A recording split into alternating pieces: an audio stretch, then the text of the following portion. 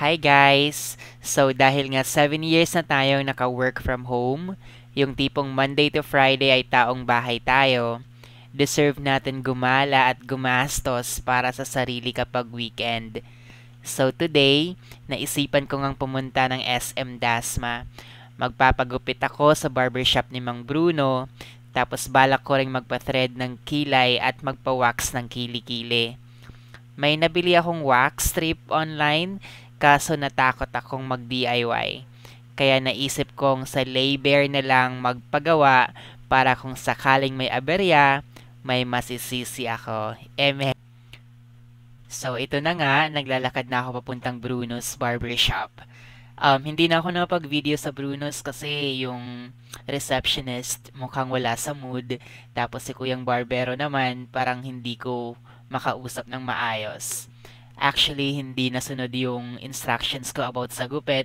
Pero all goods naman.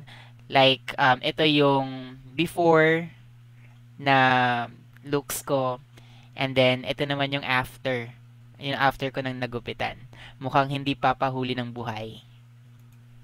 Akala yata ni Kuya mag-ROTC ako. 1 month tayong lalaki nito. Sus mio, Marimar.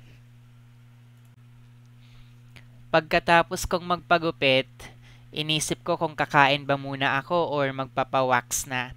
Kaso since sanay naman tayo na nauuna yung paghihirap bago ang sarap, kaya eto, naglalakad na ako papuntang Laybear.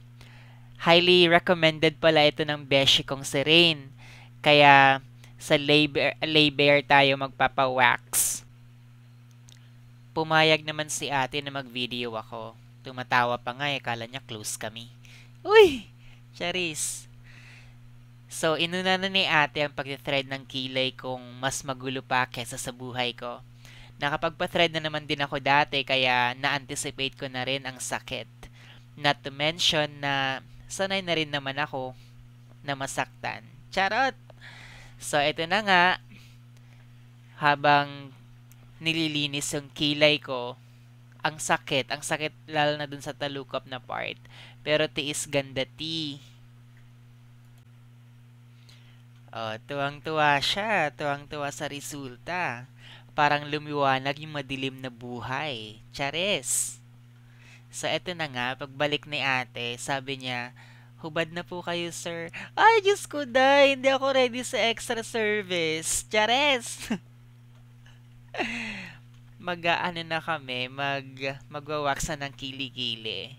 So, I don't know. Hindi ko alam kung ano yung i-anticipate ko kasi ang akala ko kasi nung una, may ilalagay na anesthesia na ipapahid or something.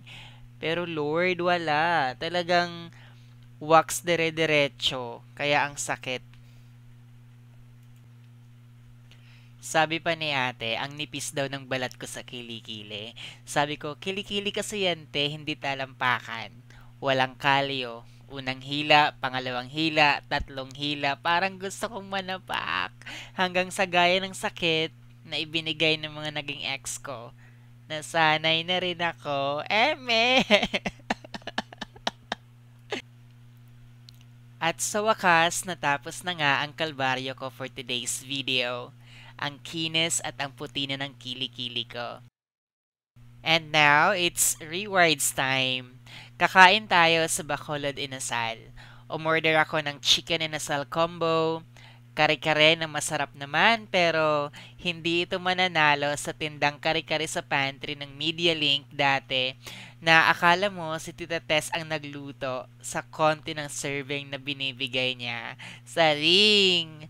Kalma guys, oo, alam kong marami to, pero ako lang ang kakain nito, wala akong kadate. Kaya kong mag-isa at sanay ako.